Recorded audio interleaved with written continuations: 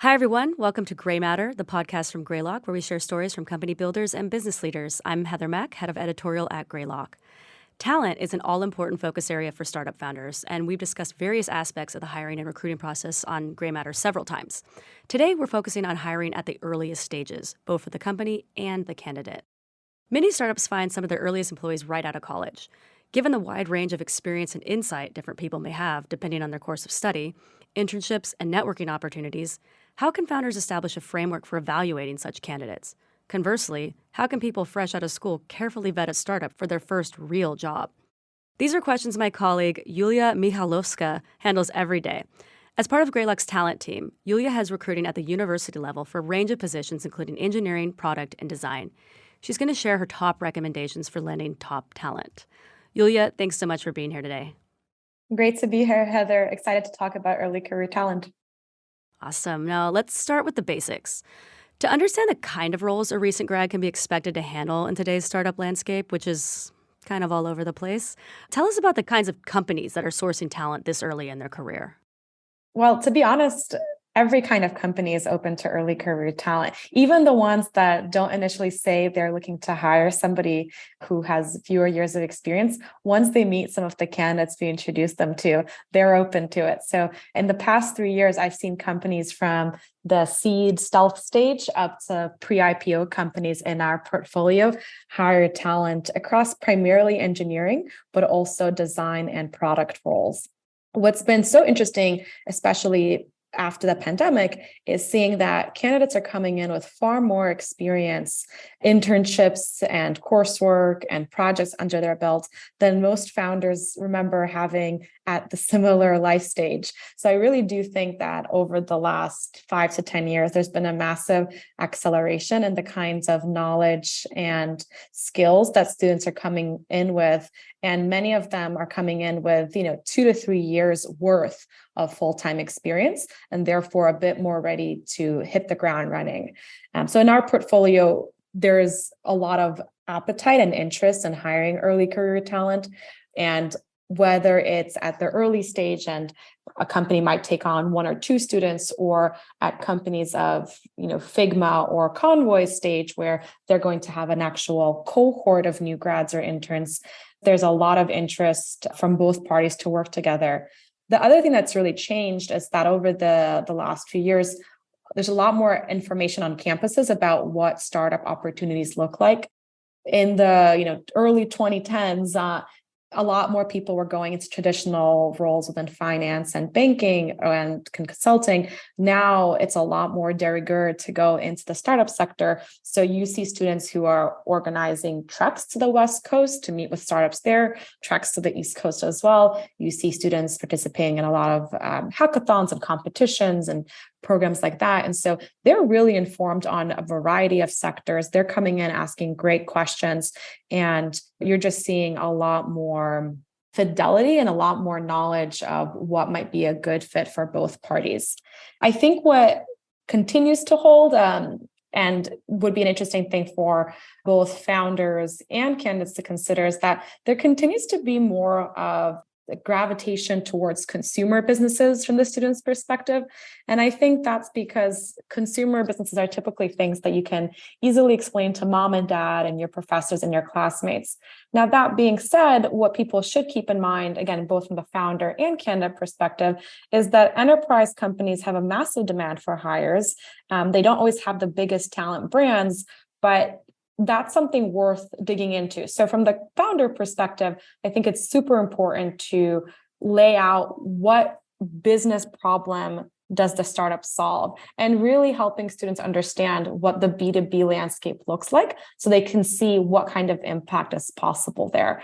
And then from the candidate perspective, it is doing a little bit more research and not just gravitating towards the names and the companies that are on your iPhone, but rather doing the research, looking at market landscape maps of what are the different sectors within AI or cybersecurity, et cetera, because the enterprise software market has tons of opportunities for new grads. So it's worth not just focusing on something that you already know. What's another advantage that a really early career person could bring to a startup when, they're really at their foundational stages? They really need to build the company. You would think like maybe they need some with more experience, but what's an extra special aspect of an early career employee? I love that question because I think that's one of the favorite parts of my job. It's that I work with people who are all unique and have things to contribute. So, in addition to the fact that they're amazingly experienced, most of them at this level, they just have a lot of drive to get things done. They're capable. A lot of them are able to juggle so many things between schoolwork and on-campus jobs and internships and research. They can handle so much. And I think one of the things that we've seen repeatedly throughout all the startups we work with is how many different things get thrown at you. And early career people have a huge appetite for that. They don't have the weight of other commitments to family and mortgages and things like that. Students have an appetite to learn and to grow. So that energy honestly means a lot. And our founders comment time and time again how much that fresh energy just lifts that culture and helps propel it forward. Also, there's a lot of diversity in terms of backgrounds that students are able to contribute. As campuses have gotten much more diverse, you're seeing that reflected in the makeup of CS graduates.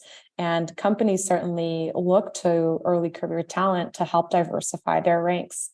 And last but not least, what the students and recent grads can offer is actually future company leadership. We've seen, even within our own portfolio, folks that start out as early career employees at companies like Rubrik and Stripe, Asana, et cetera, who are now founders of businesses that we've invested in.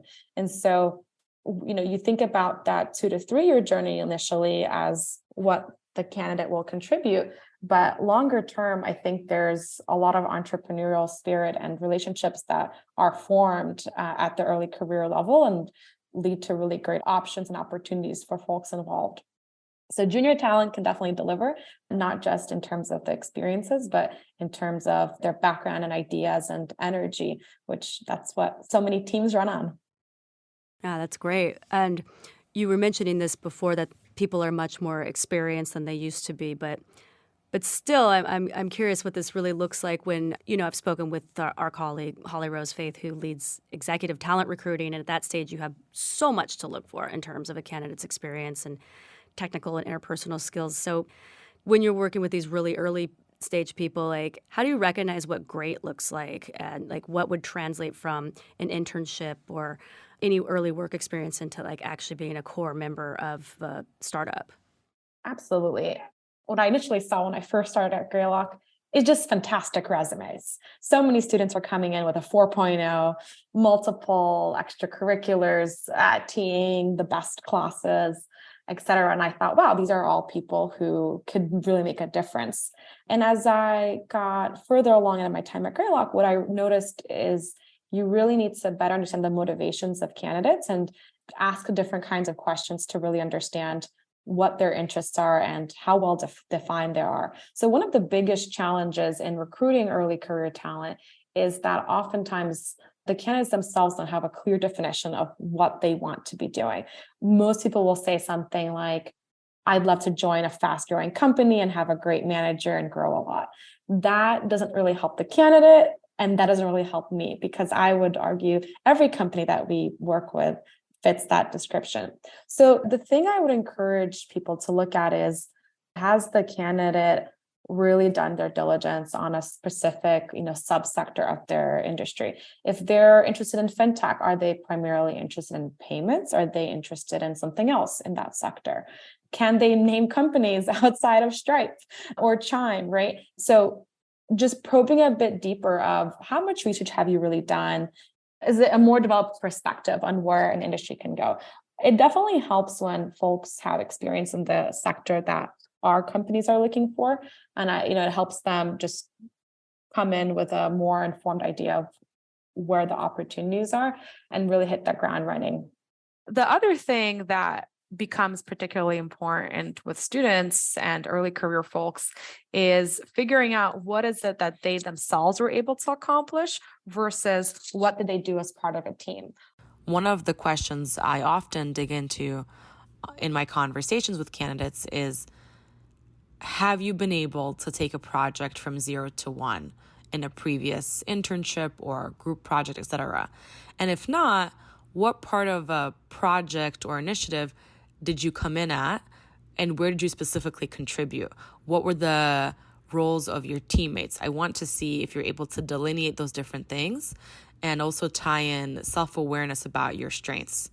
A big difference between early career candidates and more experienced candidates that I work with is that the early in career ones have this tendency to just generalize a lot of different strengths versus having a more acute awareness of specific strengths. And the reality is, the better that a manager or a future manager knows what a candidate's strengths and weaknesses are, the better they're able to evaluate the fit of the role, and then the better they're able to onboard the candidate, train them, retain them, etc. So it's essential to a strong working relationship between an early career candidate and the team and manager to have that awareness going into the interview process and going into joining a team. Where are you finding the top candidates? Finding the top candidates through a variety of ways, sourcing them, hosting events, talking to various groups and programs, having a lot of referrals come in through other students I've worked with over the past few years, as well as through our founders and people that they meet.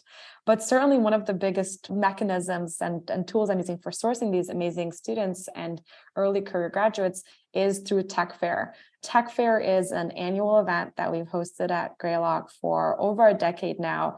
And it's an opportunity for thousands of candidates to apply and for a chance to meet some of our companies. So we run a process every spring, and I'll screen thousands of candidates and identify the top, 15 to 20% of them across 150 plus schools in the US and Canada, and set up a way for them to have conversations with the engineers and PMs and designers at a variety of fast-growing companies.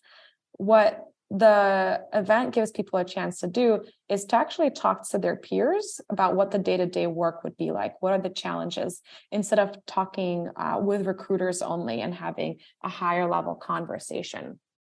What I love a lot about how the event has evolved in the past few years, especially with COVID and the move to a virtual setting, is that it's really helped us expand the diversity of students and schools we reach. And my thinking has always been, we're looking for the top students, not necessarily for the top schools. Oftentimes those things do go hand in hand, but I have to say that CS programs have grown so much in size over the last few years that you're seeing amazing talent at liberal arts schools that you don't traditionally think of as CS students. I also see some great schools with competitive programming clubs and interesting group-oriented project-based groups, things like that. So the talent is really coming from everywhere, but Tech Fair has always been one of the best ways we're building that pipeline and following through with candidates that we meet from across the US and Canada. On the founder side or the hiring manager, one of the most important things is how they present or sell their company, the job as the product. And sometimes it's hard depending on how early stage the company is. So what are the key things that you advise them that they need to get across to someone who's perhaps less experienced with evaluating a potential job? And what's another thing that they should really try to help the candidate understand about startup life? I think with any job that we take on, you can only know so much before you step into it, which is why I strongly recommend that companies do an internship or short-term project before they go to the full-time stage. Certainly with people who are looking for full-time jobs, it's not always possible, but the internships are a great segue for the first few hires, because then you kind of get to try before you buy for both sides to really agree on that. So that's one thing I'd recommend. In terms of other things that founders should really be looking to get across to folks when they're evaluating opportunities to join their startup, one is, what is the overall market? Where is it going? I think that highlighting to candidates that you're not just joining a specific business, but rather you're joining a certain sector that's on a growth rate, like artificial intelligence, right? You're not just learning about that within the context of one company, but you're starting to open the door to a whole spectrum of opportunities that will impact your career. Another thing that's been a very big topic throughout the pandemic and into the present day is the stability of the business. So with COVID and other things going on, there have been people who've gotten offers rescinded, and that's made a big impact on folks' risk tolerance to join different businesses. So startup founders need to be able to explain in simple terms, how stable is the business? How much runway does it have?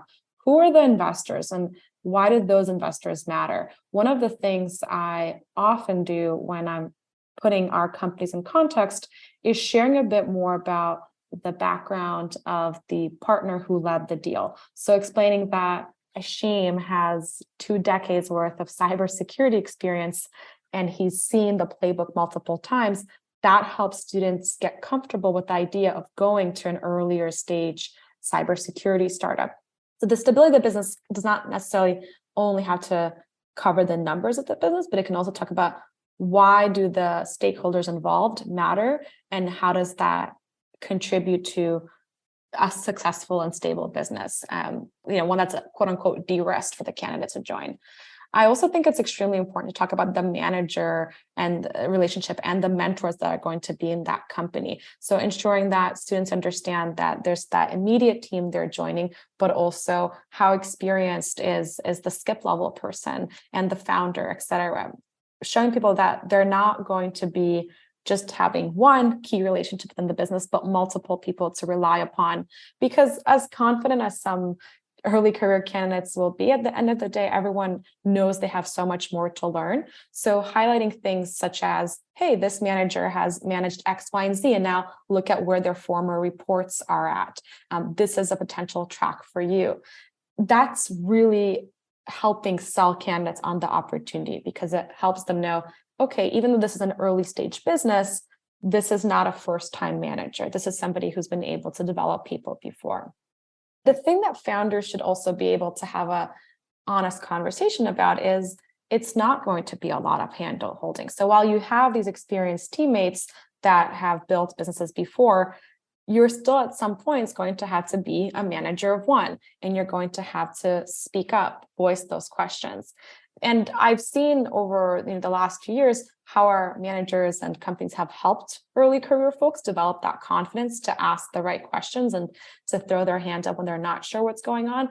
But these are already folks that had, from the get-go, a bit more of that self-starter mentality, and were able to get things kicked off. So if you're not changing somebody's kind of DNA from being somebody who loves to be in a very structured environment to somebody who's comfortable in that structured environment, rather you're accelerating and doubling down on that inherent inner drive to be comfortable taking risks and building things from scratch, and not always needing something fully laid out in terms of a plan. And for many students, that's a very attractive opportunity. For folks I've talked to who interned or worked full-time at big tech companies, they hate it when things are overly delineated and too scripted. They find that it's really putting up barriers in their career progression. So for most people, they see the opportunity of things being less defined as being a positive aspect of startup life. But for people who have doubts, that's an important doubt to voice for the founder, because then you can have an honest conversation if that particular stage is right for you. And certainly at the seed and Series A stage, there's going to be a lot of ambiguity. As you're moving further along, there's less ambiguity, but there's also more of a specific skill set and kind of candidate companies are looking for. So typically, folks have been advised to look for Series B and C companies, but what early career candidates should keep in mind is that it's harder to get into those companies as they get later stage, because they're going to be a lot more specific type roles versus generalist. Right. And this next question is like right in that same vein. You're talking about that ambiguity, which can be fun and exciting and appealing to candidates and necessary for the stage of the company. That's great. But then like when you do need to put some structure on it enough so that you can explain what someone's role would be. And as a candidate, how do you get enough clarity about a kind of ill-defined role that you can understand if you could do it? It's a challenge, but it's a fun challenge if you're up for that challenge. One of the biggest perks of being in a startup is that you can talk to almost everybody as you're interviewing. So you get the chance to understand what the company needs and then propose ways of how you can contribute rather than being told, here's how you can contribute and here's what you can do.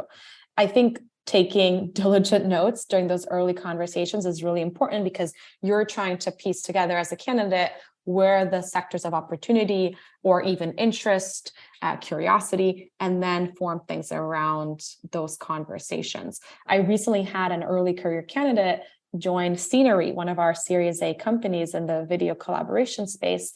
And initially, the company wasn't even looking for someone early stage in their career. But I had a candidate who had a great technical background as well as a very creative set of interests and a creative minor. So I introduced her to the business and they were able to carve out the role together. It took multiple conversations. There's certainly the technical assessment piece of the interview. And so the hiring manager is able to get a sense of where the person's strengths are and then build the role around that. So it's very much a collaborative process where the more you get to know about the candidate and see their strong suits, the better you're able to together form a theory of what the role could look like.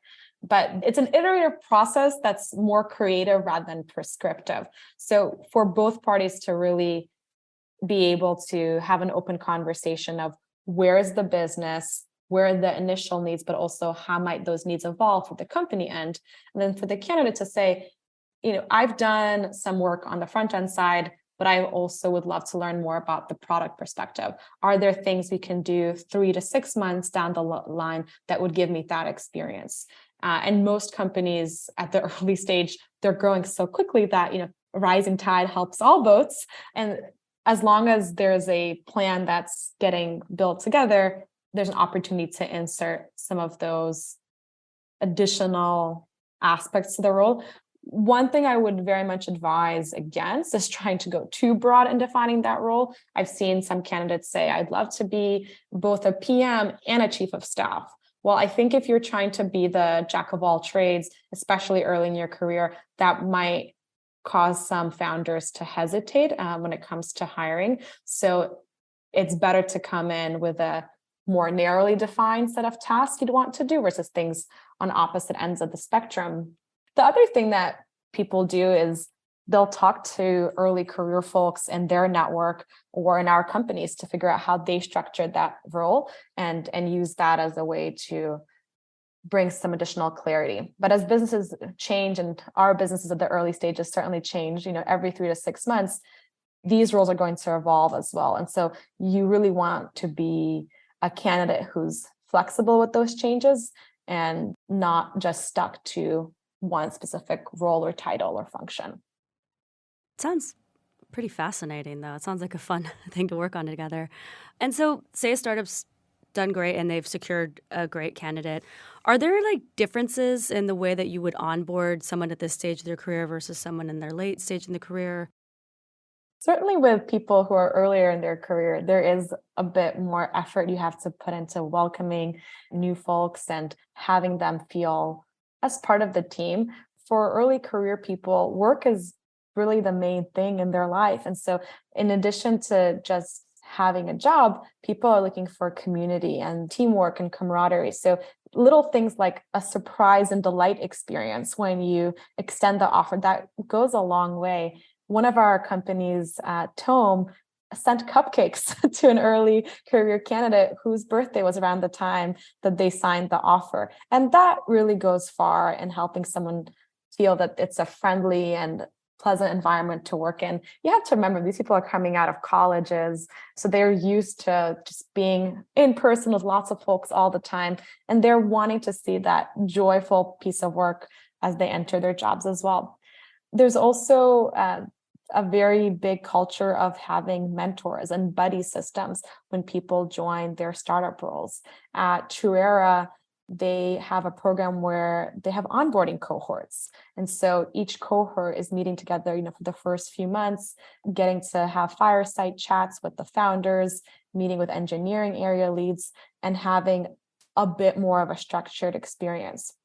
One of the big changes between how school and college works versus how companies, especially startups, work is that there's no kind of direct supervisor or teacher-student relationship. So people are having to learn in those early years at work, how do you drive projects forward and how do you focus on the bigger picture? And there is time that needs to be spent on how do you run an effective one-on-one? How do you bring up the right problems to your manager? And that is an ongoing process versus, a set 2-week onboarding period, but it's something that managers need to be aware of, and that students, as they make that transition to full-time workers, need to actively think, how am I now a full-time adult in the workplace versus an intern who's going to be looking to their supervisor to guide every piece of it? The new approach is more thinking of your hiring manager and supervisor as a coach, right? So you know what the overall goal with the business is, but you're going to have to work together with them to drive the projects forward. For people who are more inclined to have a very structured experience, they could put together a 30, 60, 90-day plan. There's a great book from HBR called The First 90 Days. It's a classic, but it's all about the strategies for how do you make the first 90 days count, and how do you take in the whole organization as well as your own role and put together a plan of impact. So you could try to make a 30, 60, 90-day plan for a startup. It is a bit harder because startups move so much faster, but for folks who like having a roadmap, that's not a bad plan. And last but not least, I would recommend that for onboarding, whether it's the founder or an eng lead or a recruiter who does this, it's really important to ensure that the candidate sets up time to meet every single team member and understand how does their role play into the larger business, so that they can understand how they might be able to collaborate going forward. So putting all the puzzle pieces together to see how the bigger picture comes together. And then also, this is a special population of people. Are there any extra challenges that hiring managers and founders might encounter when dealing with a candidate from this group that might not be as common when you're dealing with a mid or senior level employee? There's certainly challenges. One of the biggest challenges is if you don't do enough work up front to understand someone's motivations and true interests in taking the startup route, there might not be as strong as a fit, because again, you're hiring more somebody who's curious about the business or about working at a startup versus has true conviction that's the right fit. So one of the big things you keep hearing is about early career people who are job hoppy. Again, that's something that if you're screening for early in the process, you're going to not end up, I think, with as strong of a job hopping culture. But that's all the more reason to ensure that people are truly bought into the business, that they see themselves there for at least a few years versus making a decision, for only the next 6 months to a year. With everything going on with COVID and the economy, there's also been a challenge around having to rescind offers. So companies in our portfolio are extremely mindful to ensure that there's strong eng leadership and management that could help onboard and support their earlier career hires. If there are changes to that leadership, there's not going to be the same kind of support to ensure that early career folks are thriving. For our AI and machine learning companies in particular, a lot of the candidate population is international, and they've studied in the US or Canada for their master's and PhD programs. So what I see from that perspective is reticence around joining an early stage business versus going to a larger company where they feel more secure in the visa process and navigating all of that. That being said, this happens a lot. Our companies are absolutely hiring early career folks from international backgrounds. And so being able as a founder or hiring manager to talk through all the resources and support you're able to give them will really go a long way to quelling those hesitations and helping someone develop the confidence to go early stage. as a immigrant myself, I'm especially invested in this topic, and I've coached multiple people, or I'll coach dozens of people over the years about why not to hesitate. So I think that people shouldn't assume that a startup doesn't have the same ability to support an early career candidate than a Google or a Facebook might.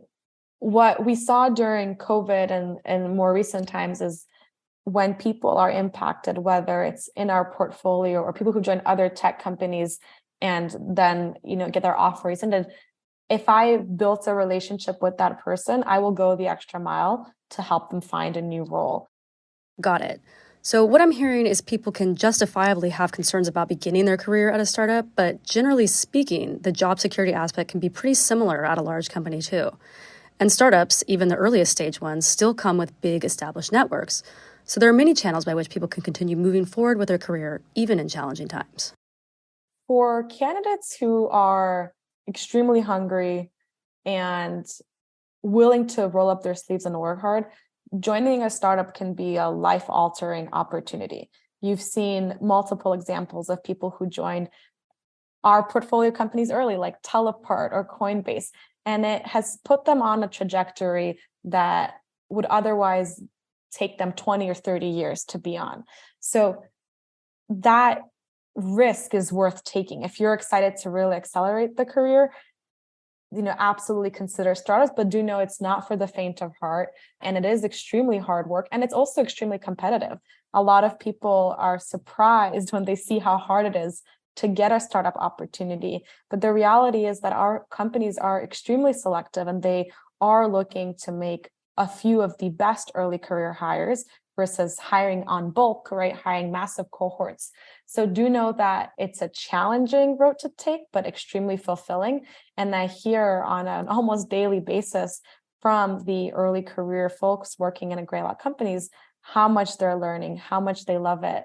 And they're just getting stretched in ways and growing that they didn't know was possible. And sometimes they'll reach out and say, I'm working on things that my manager, was doing previously, and they're almost surprised by how much they can accomplish. But that's really the beauty of joining the startup ecosystem. You get tested, and the best people rise with the most challenging situations. They're able to get even better at their craft. And it's an absolute privilege to work with some of the most incredible engineers, across North America to help them join our companies. So I really hope that this episode convinces folks to believe in themselves and be open to going early stage.